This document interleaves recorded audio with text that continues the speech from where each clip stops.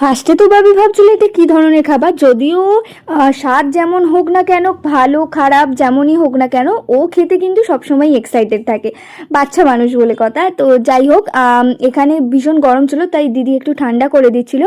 আর আর এটা আমাদের বাড়ির সামনেই একটা আউটলেট আছে, সেখানেই গেছিলাম, বেশি দূর যাইনি, তাই বাড়ির কাছাকাছিই ছিলাম। আর এখানে আমি বলছিলাম যে বাবি এটা ফার্স্ট টাইম পিৎজা খেতে এসেছে, এবং ডোমিনোজের পিৎজা, তো সেই কারণেই একটু বেশি এক্সাইটেড ছিলাম কেমন লাগবে ওর। জীবনে কিছু কিছু মুহূর্তে হুট করেই এমন একটা ঘটনা ঘটে যায় যেখানে না আগে পিছু যেন ধারণাগুলোই সব বদলে যায়, আবার হয়তো পরে ঠিকও হয়ে যায়, কিন্তু তবুও।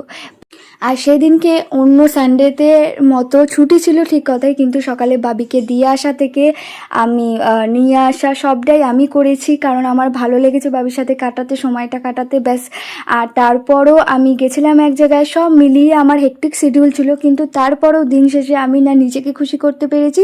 বাট একটা কথা, যে আমি কাউকে না কাউকে তো খুশি করতে পেরেছি, এটাই হয়তো নিজের কাছে অনেকটা ভালো লাগা।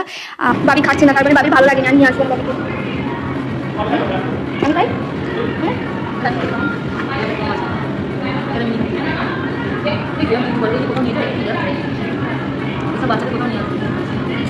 কেমন বাবু?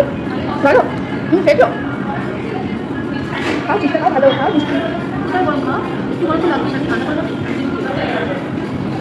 সারা দিনের মধ্যে একটুখানি নিজেদের একটা সুন্দর মুহূর্ত থাকা ভালো, যাতে আমরা মনে করতে পারি যে এই সারাদিনে এইটুকু অন্তত ভালো সময় কেটেছে।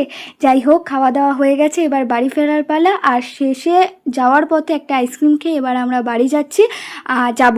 আর টাটা বাই বাই, এখানেই ব্লগটা শেষ করছি। আবার একটা নতুন ব্লগে তোমাদের সাথে দেখা হবে, কথা হবে, ভালো থেকো, বাই বাই।